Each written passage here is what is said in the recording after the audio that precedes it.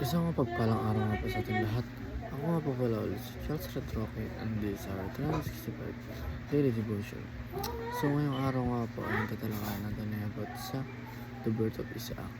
And ang topic po natin ngayong araw ay how to trust God.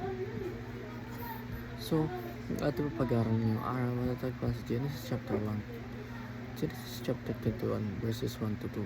And ang sabi po rito ay, now the Lord was gracious to Sarah, as he said, and the Lord did for Sarah what he had promised. Sarah became pregnant and bore a son to Abraham in his old age, at the very time God had promised him.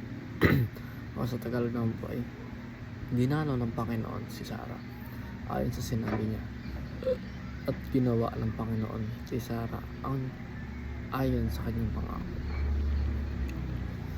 Si Sarah ay naglihi at nagkaanak ng isang lalaki kay Abraham sa kanyang katandaan. Sa takdang panahon, sinabi ng Diyos sa kanya. So, ang katuroan po natin ngayong araw ay nakapaloob sa trusting God's agenda. At ang una pa rito ay God has His own plan.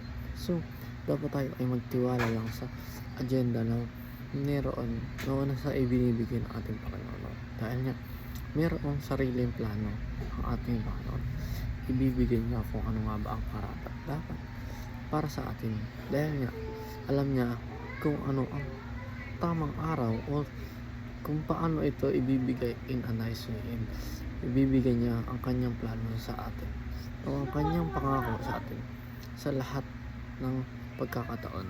Basta't alam na ating Panginoon na makakayanan natin ang mga pagsubok na mangyayari sa ating buhay. So, ang pangalawa naman po sa ating katuroan, God His own way. So, meron din sariling, kung merong sariling plano ang ating Panginoon, meron din siya sariling way kung paano niya ito ibigay sa atin.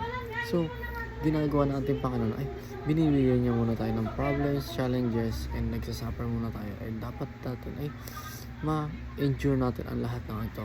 Nang sa gayon ay ito ang way ng ating Panginoon upang ipangako niya ang kanyang maipangako niya ang kanyang promise sa atin. And hindi, alam naman natin na ang promise sa ating Panginoon ay hindi napapako.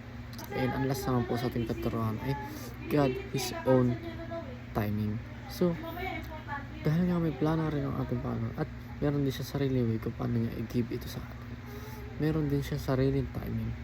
Alam ng ating Panginoon o ng ating Diyos kung kailan niya ba ibibigay ang tama, ang nakatakda para sa atin. Hindi dapat natin madaliin ang ating Panginoon, kundi dapat ay tayo ay nagtitiwala sa kanyang plano at sa timing na ibibigay niya sa atin, dahil nga alam na ating Panginoon kung ano ang karapat dapat sa ating buhay. And yun lang po, dito na po ako tatapos. Thank you.